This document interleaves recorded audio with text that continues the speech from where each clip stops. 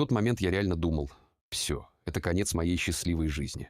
А начиналось все отлично. Дача. Первый раз в жизни. Столько запахов, что башка кружится.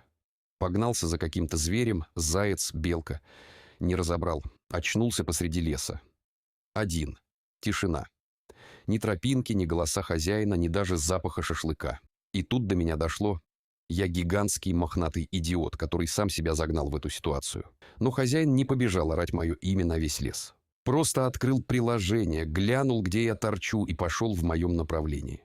Через 20 минут я увидел свет фонарика. Лучший момент в моей жизни. С трекером Пэтси я могу быть идиотом на полную катушку. Его все равно найдут.